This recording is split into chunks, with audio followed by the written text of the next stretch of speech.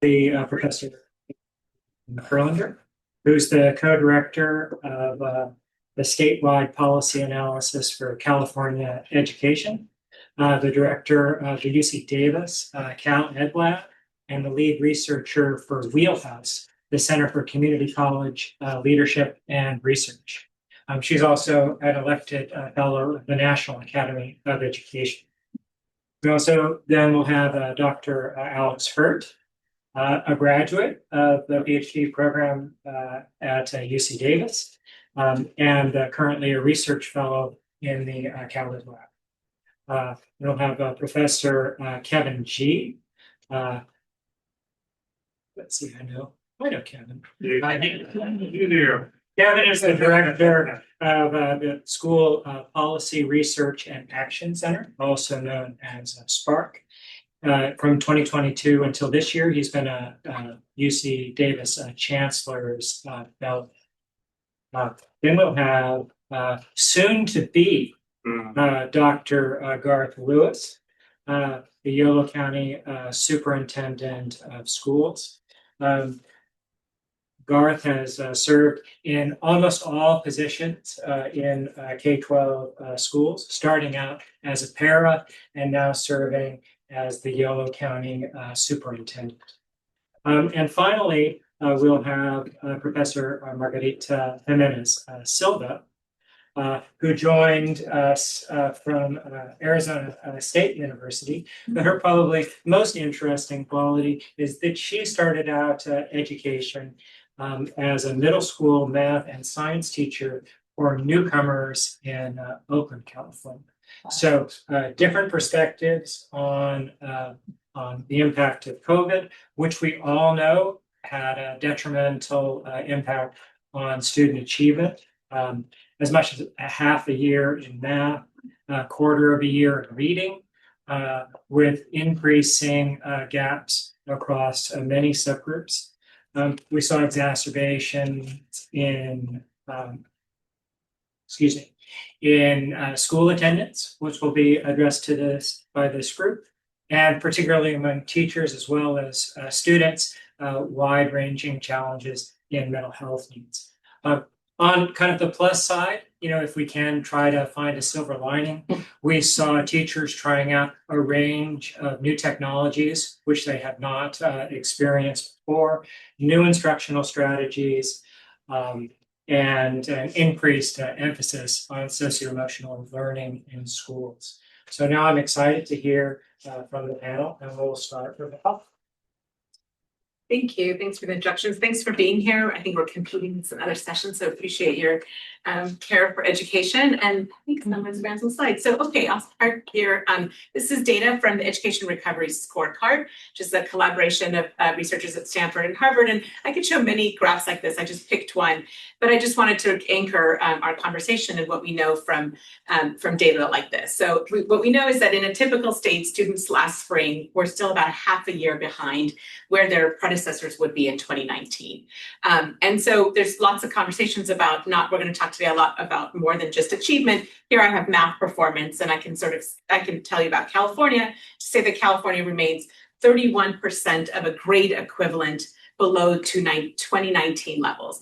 Grade equivalent kind of seems like a non-intuitive measure, but we do it partly because every state uses different state assessments. And so the folks at the Education Recovery Scorecard basically did a massive amount of work to try to put the nation at a similar kind of metric to be able to assess how students were doing in terms of learning loss.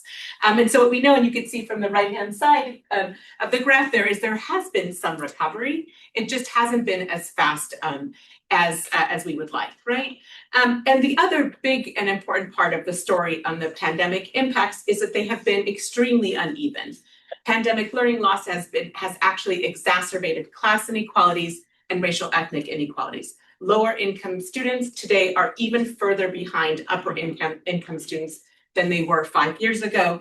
And in particular, some racial ethnic groups, Black students, Latinx students, are even further behind Asian and white students today than they were pre-pandemic. And those inequalities were big before the pandemic, exacerbated today. If you look and I encourage you to explore this data set, there are not just other states, but you can look at it by district. Here, What we do know is that some districts have done better than others. Just today, if you look at EdSort, some of our colleagues, including folks from the Department of Ed, have tried to understand what different districts are doing, and I think we'll be hearing a bit more about that today. And I'm going to pass it over to Alex in a second. But importantly, what we are trying to understand is also in the lab and a lot of the faculty at the School of Ed is beyond just achievement. What do we know is happening in schools beyond just learning loss? What are the experiences of students and of teachers and educators in this recovery and now even post-recovery period? So I'm going to turn it over to Alex and then you'll hear from me again. Go for it. All right, thanks, Michal. So amid the uncertainty of the pandemic, the state passed Senate Bill 98, which was an education finance trailer bill that really focused on trying to figure out how to support students and ensure continuity of learning during the pandemic. So one of the things the bill mandated was that every local educational agency create a learning continuity and attendance plan. So this is kind of similar to plans that districts normally write, which were LCAPs. Then in this case, there are a few distinct priorities that really attended to the pandemic that they wanted districts to address. And so the first one was to ensure continuity of learning, making sure that students were getting the education that they should, even though they weren't in other schools. The second was to really evaluate and support students' progress. So looking at how were districts planning to assess students in math, English language arts, and English language development. And the third was really to address what our team was calling address the tensions on student learning. So how is this impacting students outside of the classroom in terms of their physical, mental, social, emotional health? So in their LCPs, districts kind of had to attend to all of these policy priorities. And they did this in a variety of ways. Oh, next slide, please. So in this case, when thinking about ensuring continuity of learning, district's plans talked about synchronicity, synchronous instruction, which is probably unsurprising. There was also a real focus on attendance and engagement, which Dr. G will speak about in a second. And there's also a real focus, as Dean Smith mentioned, on technological resources. So we saw a lot of districts really focused on bringing making more devices available for students, increasing Wi-Fi and hotspots, and just helping students access. In terms of evaluating and supporting progress, assessment was a big thing. There was, of course, different ways that districts were trying to plan to figure out how to really assess how students were actually doing, even though they weren't there in person. So we saw a focus on how to understand students' learning development in math specifically and English language arts, as well as ELD, but there was also a focus on science, which wasn't a policy priority. So science was a big thing many districts mentioned in their LCPs, especially science instruction and trying to get some hands-on activities for students, even though they weren't in the classroom. And last but not least, there was this big push to support students' overall well-being. And this included SEL classroom lessons, bringing in more counselors, more trying to really push toward a supportive classroom environment. So even though students weren't in schools and couldn't face-to-face interact with teachers, they were creating plans to have more one-on-ones, especially for students that might need additional supports, such as students with disabilities and English language learners. So in all, we really saw across the state this real push for districts to support their communities, and their plans really outlined how they really wanted to address the additional supports and needs of students that might need need a little bit more attention and need more resources. Okay, back to me. So beyond the well-documented test score or learning losses that we have continued to see in the press, we've also tried to understand how students experience the pandemic more generally, and particularly educational attainment overall. So we partnered with the California Student Aid Commission, the agency that is tasked with getting financial aid into the hands of California students to attend college, to do surveys of students during the pandemic, including when the pandemic first hit. We actually surveyed the class of 2020 high school seniors on a number of things about their trepidations of going to college. So here's one response here: I'm concerned about being unable to pay rent or other educational expenses. The pandemic has added a lot of stress that is distracting me from my academic goals. We asked students about a lot of their stressors, 82% were concerned about taking online classes, 73% are concerned about their personal financial situation, 71% were concerned about financial hardships in their families. These surveys and their results are available through our lab pages and through the Student Aid Commission. And importantly, we've tracked a lot of these questions. We continue to survey students today so we can actually continue to understand not just concerns about their health and safety, and online learning is something that has changed a lot in these years, right? So today you don't see 82% of students reporting they're concerned about taking classes online, for example. Importantly, we also were trying to understand what happened. You can go ahead and advance the slide for me, thanks. What happened to students in the post-pandemic period. We'll continue to track this, matching all of California high school students to their post-secondary destination. This is just for the class of 2020. College enrollment, importantly, was already declining in the state and actually across the country, but the pandemic contributed to this greatly and led to a bigger increase overall. If you put these together, you see about an 8% decline in college enrollment that we attribute to the pandemic in this work. And again, much like the story with test scores, this has been really uneven, and this has largely been driven by community college declines in community college enrollment. So again, that figure of, in this case, you're seeing 10.4% part that's the pandemic, the sort of 8% masks really big trends that we saw, much steeper declines for particular groups that are a function of race, socioeconomic disadvantage, and destination. So community college enrollment dropped between 13 to 14%. The CSU system enrollment, I think that might be on my next slide. No, this is by race. So I'll just tell you about the a little bit. So CSU system also dropped by about 5.4%. Private or out-of-state institutions dropped by 3.2%. But perhaps surprisingly, or not for some, was a little bit for us, enrollment in the UC system actually increased for the class of 2020. See some notes, so some people may have been aware of this. We see this as largely a reversal of kind of previous trend for declining enrollment as a function of international students. So many fewer international students were coming. So I love that you see nods. Folks at UC knew this and are not surprised. So increase in the acceptance rates of in-state applications for the class of 2020 and a reduction of out-of-state and international student enrollment.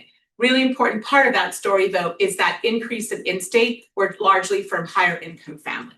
Again, exacerbating the inequalities in who's enrolling at UC. I am going to stop there and turn it over to Kevin. Great, thanks, Michal. Do you want to see your slide? Yeah, that would be great. Perfect.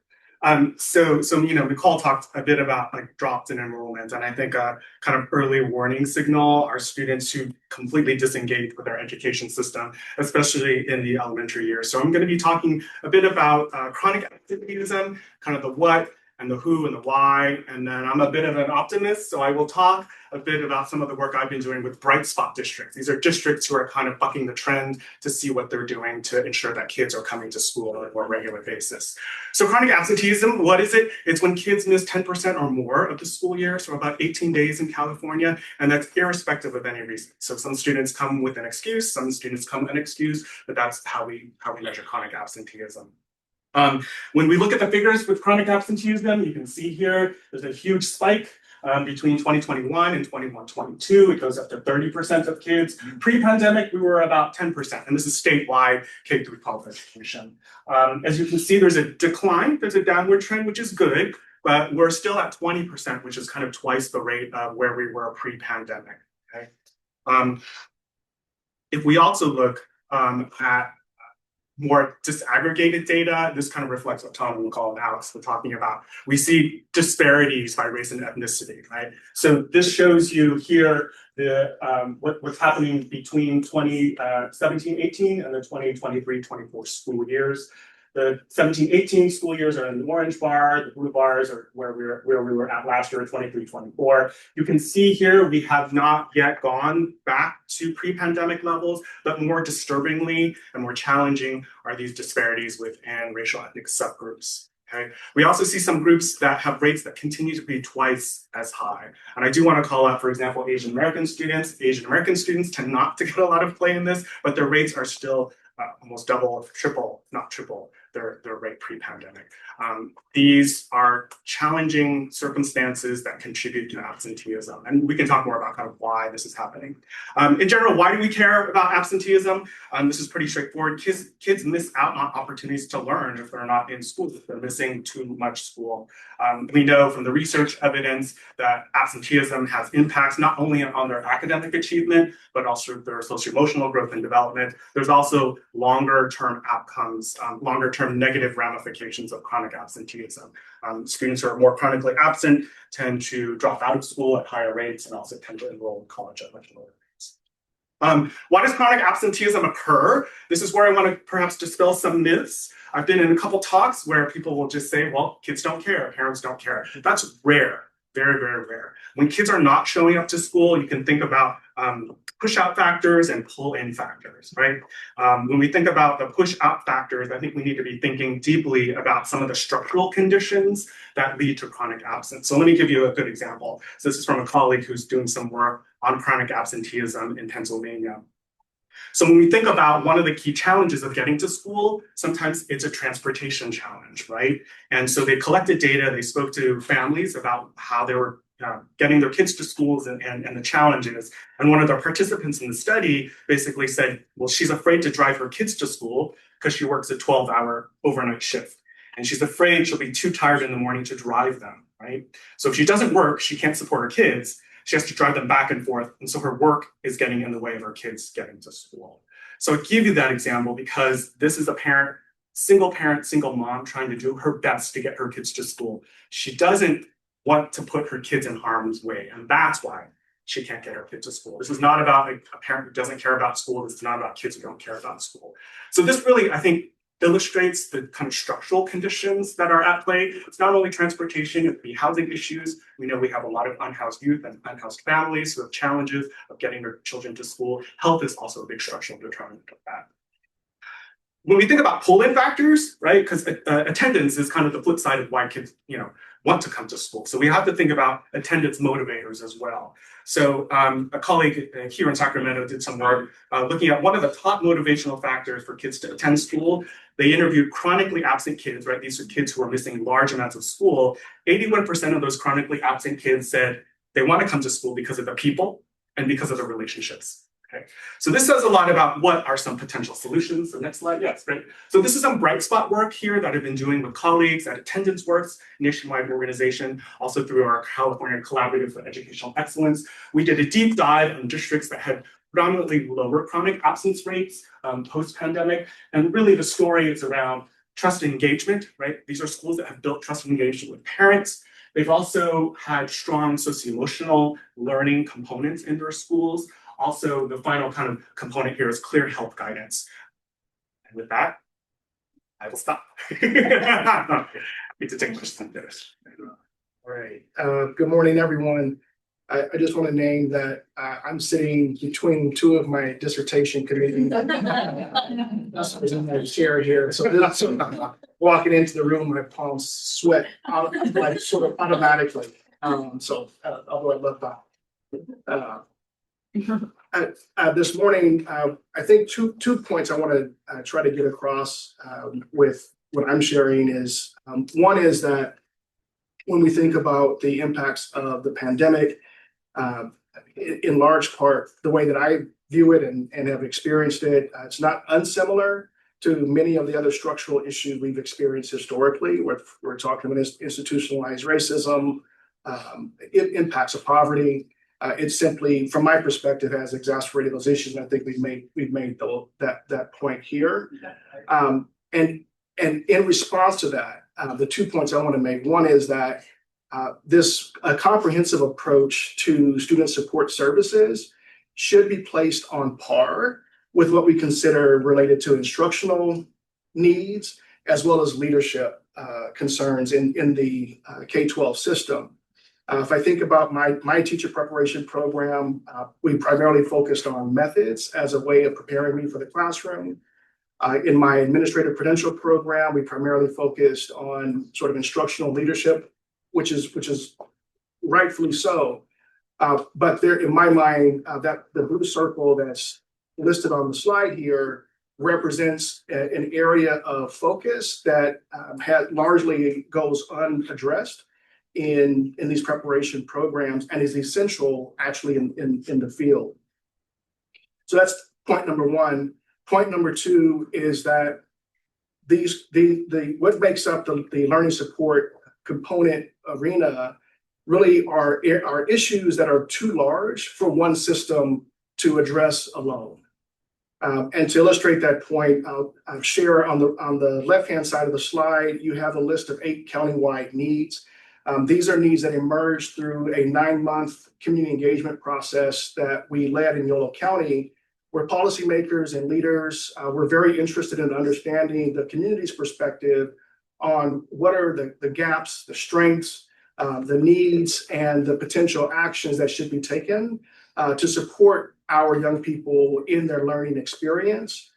Out of those 8 needs, only 2 fall squarely in line with what we think traditionally about what impacts student outcomes from a instructional perspective. The remaining 6 are in this large bucket of issues Dr. G mentioned, transportation, housing, food security, childcare. These are issues that emerge over and over in our conversations. I'm just going to focus today on our efforts around the mental health component, which was the second need that emerged in our work. I think it's probably intuitive that students' sense of self and sense of belonging, sense of connection was drastically impacted, right, by social isolation in response to the pandemic. In 2020, this is local data for us in Yolo County, 36% of students reported experiencing chronic sadness or hopelessness while at school. In response, we have stood up and I'm just not going to go through everything just because of time, but in response, we have created a system of mental health service delivery that really aims at providing these supports in the school system where children are. So on the left-hand side of the slide, you see some self-reported data from our students, where 92% of participants in our program are reporting being satisfied or very, very satisfied with the services. These are young people reporting for themselves. And if we can go to the next slide, I'll make the final point here I just want to make is that in order for us to deliver on this strategy, it takes a significant partnership between the K-12 system, social services, primarily through health and human services at the county level, and then a cadre of community-based organizers who are providing mental health services in the school system. It is extremely challenging to collaborate on this level, although we all have a very similar sense of purpose and we can all agree on the outcomes we're chasing, but it's very difficult given a number of challenges that we can get into later if we have time. What I want to leave with though is that it is very hopeful. We have as a collaborative infrastructure team, we have certainly withstood the challenges and are continuing to focus on what our outcomes are for our students, and that helps.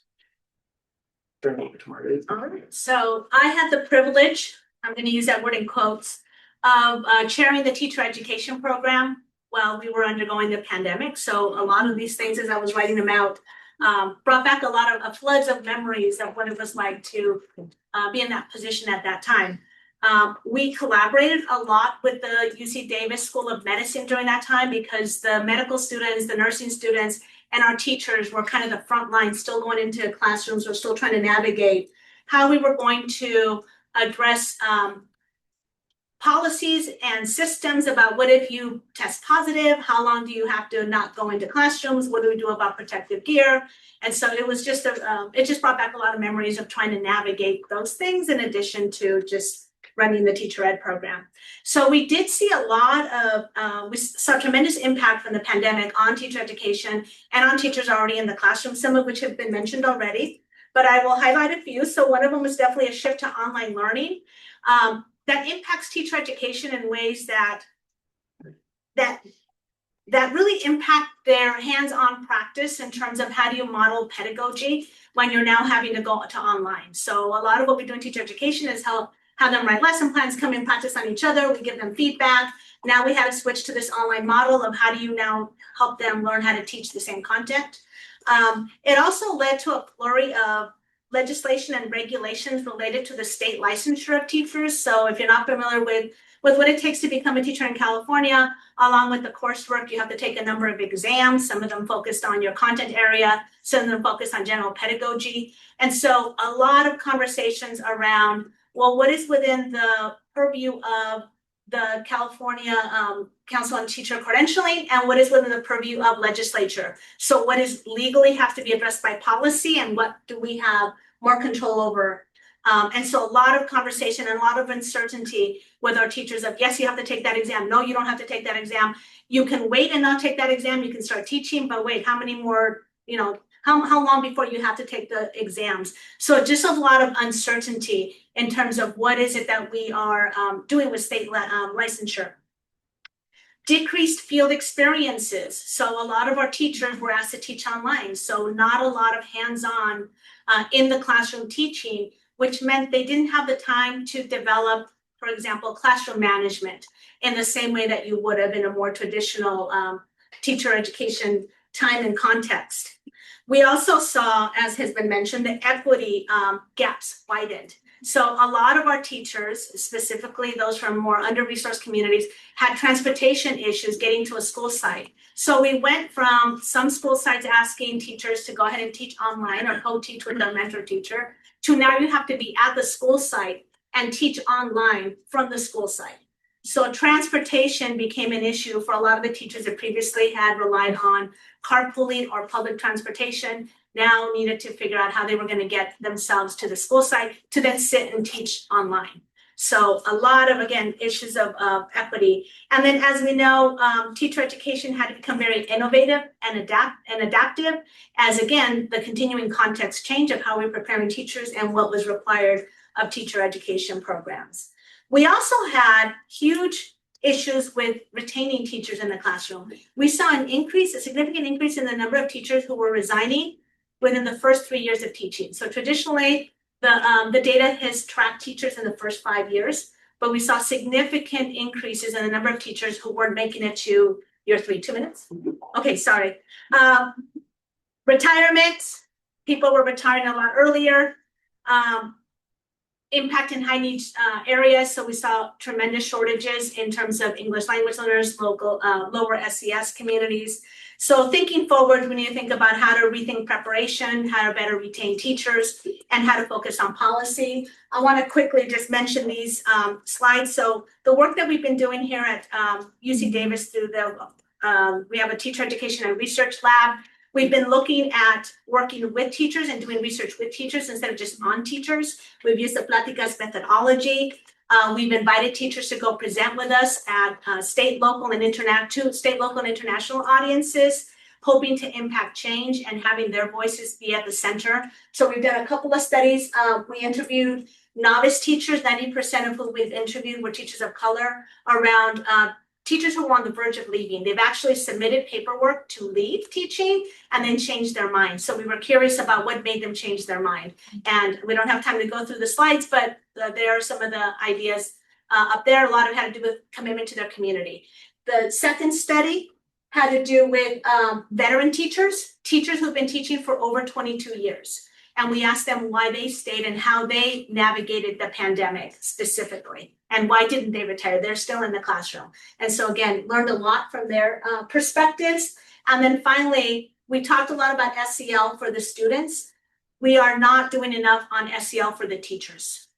They will talk about how we talk about SEL. I'm expected to teach SEL, but those same affordances that I'm supposed to give my students are not given to me as a professional. So we did a study where we talked about teacher well-being with both novice and veteran teachers and asked them what do they need for us to address their well-being in order to retain them in the classroom longer. So thank you.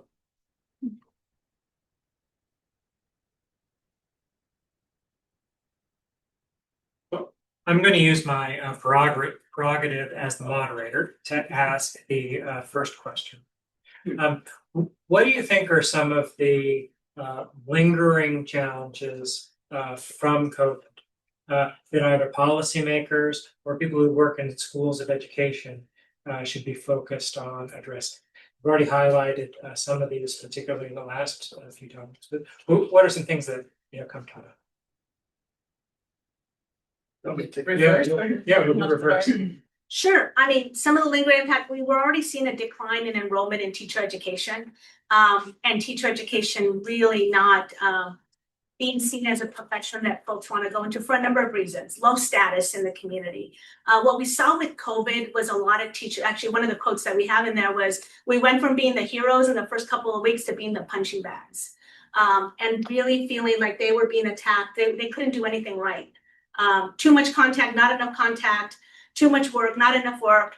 And I think we have continued to see a decline past the pandemic in teacher education. And it's not just, it's interesting because it's not just in California, it's not just nationally, it's internationally. We're seeing a dip in people who want to go into teaching. And I think a lot of that has to do with how the profession is portrayed. There's a ton of TikToks and Facebook postings about teachers who brag about having left the classroom and how much better off they are, how much their life has improved. And so I think we need to do a better job of kind of highlighting the good that teachers do, the impact that they have, and that needs to be backed up with resources. Teachers shouldn't be having to pay for, paints and paper and things out of their own pocket, but also us having changing the narrative as a nation in terms of what a huge difference a teacher can make in the classroom. Thank you. I think from a policy perspective, California has made a ton of one-time investments, whether it's community schools at $4.8 billion, universal TK, a number of what would have been largely classified as whole child equity investments. This is just in the K-12 system. Yet on the other side of the equation with our partners, our colleagues in Health and Human Services, they are also undergoing a number of one-time investments, what they refer to as the system of care reform that's happening. As a consequence, these efforts are oftentimes really implemented in a piecemeal fashion. Earlier, it was mentioned that school districts are required to develop a report, a plan for learning recovery. We have a number of plans in the TK-12 system that we are responsible for. And some folks have referred to this as a plandemic because every new funding source comes with a responsibility for a plan, a report, some accountability. That's in our sector. Our partners in Health and Human Services are facing very similar challenges. So from my perspective, one of the things that we really need to address is how to engage with the state legislature for them to understand that it's nearly impossible for them to hold us accountable at the local level in our practice. And really we need more space and time for implementation of what's already on the plate. So more flexibility, more local control, less strings attached to dollars from a policy perspective. I think for me, in terms of effects, it's what you had talked about a bit about, Garth, which is the growing mental health challenges. And what I want to say is these challenges existed before the pandemic. In fact, a lot of what I do existed before that. Kids missed school, but I think the pandemic basically exacerbated that. Right? And when I think about mental health challenges, we need to have that in conversation also with growing social media use, also growing polarization in general of our society. And I think adolescents especially feel that deeply. And we have to think these are the adolescents who will eventually go on into our university system. How well is our university system actually incorporating their needs? I don't think we do enough of that thinking between the transition points as well as between systems. I know we have a new cradle to career data system, which is super exciting. Michal, you may want to talk a bit about that so we can kind of see how kids are transitioning. But yeah, if I were to put some money on things, it would be mental health supports and services. I think some of the things I would mention, Dr. Ruth just mentioned, which I wholeheartedly agree with. I think another thing in terms of if we want to focus on a bright spot is while the pandemic exposed a lot of the inequities already present in education, specifically regarding technology and access to that. One thing that has carried over has been this infrastructure to really put more computers and increase access to Wi-Fi, hotspots and that kind of thing for students and to support their learning. Additionally, we see this carryover of plans to give students meals and universal, this kind of overarching thing to just really focus on students' basic necessities that maybe wouldn't have become so widespread if the pandemic hadn't happened. But I think just in general, one thing that's still lingering in terms of policy and planning for districts is I talked about these plans districts had to make and as others mentioned, this was a really challenging time to even plan for yourself, let alone a district of thousands of students. So in this case, how we move forward in thinking about future crises and this absence from school, I think one thing would just be to keep these districts and their capacity and the resources they have and what more the state and communities can do to support them and help support students. The advantage of going last. Everybody said all the important stuff, so I ditto on so much of what's been said. I'll let's pick up on the policy thing for a minute, just because we're in the middle of about to be in the middle of May revise, and I think it's clear that if so much data, whether it's test scores or mental health or absenteeism, shows that schools are going to need more resources, not fewer. And so I think the pandemic made those of us in education already knew, but the rest of society hopefully realized how much more happens at schools and how much of how necessary they are for our broader societal health.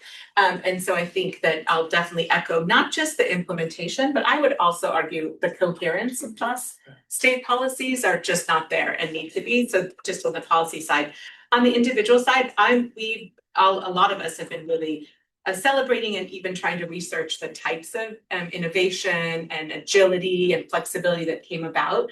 I think we still don't always know it works. And I just caution sometimes whether some of that, who it really advantages, who takes advantage of kind of new pathways, new systems. I worry a lot about our community college students, many of whom we hope will come to UC, are facing a very different higher education system today than they would have 6 years ago. So even the value proposition.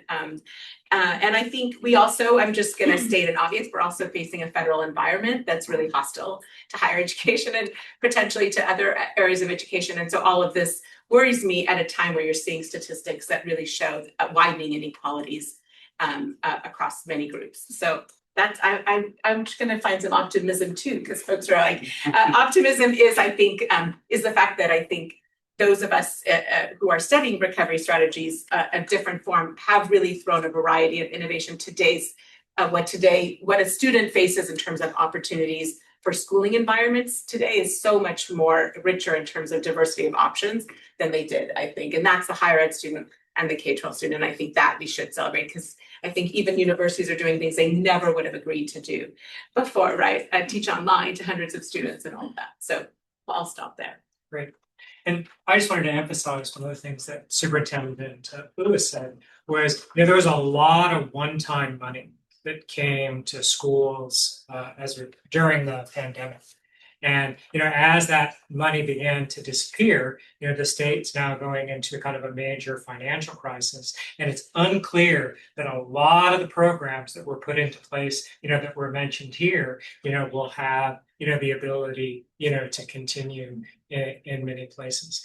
And it's not the first time California's kind of relied on one-time funding, to launch initiatives. In fact, it's probably more likely that that's the plan of how things get launched then thinking about, how to fund new initiatives over the long term. And I think we're really going to see the pain in that. So go ahead, please.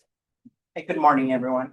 I apologize, I missed half of the presentation, but I'm a first year composition instructor, and I'm now receiving those seniors, those juniors that were during the pandemic. And as you mentioned, there's mental health issues already, right? What do you think is the best way that, as a university, as an instructor, I myself can better navigate these students to help them come out? We already had the shy students, the introverts, but now it's times 100 because of the pandemic, because they were in front of screens. Any suggestions that you might be able to give would be greatly appreciated. Well, I think you've identified, I think there's kind of like basic, Maslow's hierarchy, whatever you want to call it, like it's really hard to, whether it's composition or statistics or whatever, it's really hard to do that work if you're not feeling both physically safe, psychologically safe. So I think you already kind of hinted at the fact that you're just dealing first with the human in front of you, and that's the most important. And then I would say that there's a lot of like skepticism about AI and a lot of sort of concern of cheating and all that. But I actually think some of those tools we've also learned can be helpful for students who have faced, right? They've sat in front of screens. And so thinking about new communication strategies and new ways, I think, and engaging young people is very real. I think the specifics of the skills and kind of development of skills for later thinking is a lot of new work on kind of the bridge, especially in composition and others, between high school and college has been on the relevance of writing for people's other kind of subject matter interests. And in front of you, Melissa, you teach composition right at the community college. So there's like a bridge you can make just right there. So yeah, I think, I don't have any, I teach at the university as well, but I would say that it's an area also that is understudied. The sort of, we were, the state was districts were appropriately generous with helping students finish high school in the pandemic. But that doesn't mean that we can ignore the potential like missed, learning and skill development that happened in the spring and even into the next year that you're now seeing when they're in your classroom. Yeah, I'll say two quick things. I think one thing is don't assume what they know, meaning because they experienced the pandemic, they may have gaps in their knowledge, their skill set. So that's one thing. And I think second thing is lowering the stakes. I think sometimes students, and again, this is based on my own experience, they feel like every assignment is like this high stakes thing, right? It's a make or break situation. And so if you can build in like writing exercises, experiences, and also, be humble too. I share my rejections with my students sometimes, and to say like because we tend to present like the shiny thing, right? Oh, this is our award, this is our publication.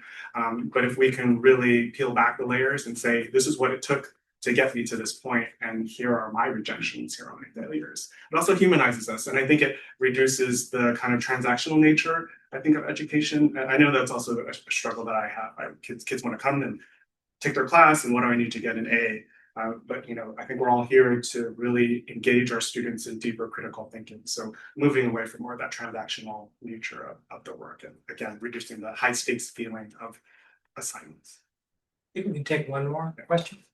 Yeah, I have a question for Mr. Lewis. You mentioned that mental health, like bringing mental health services to K-12 schooling is such a big endeavor because it requires so many parties to cooperate and collaborate, and the logistics of that just seems really challenging in terms of like mental health care workers. How do they get paid for their services? How do the kids learn how to use these counseling services when culturally maybe they weren't raised or brought up in a background where talking about your feelings is normalized?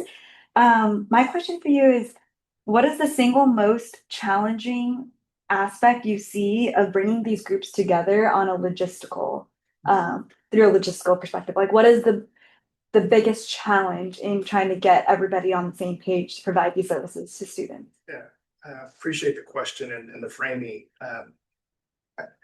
It's difficult to say, to name the single most sort of daunting challenge.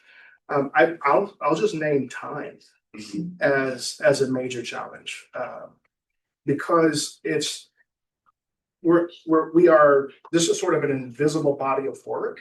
So many of our policies require or highly strongly recommend cross-sector collaboration, right?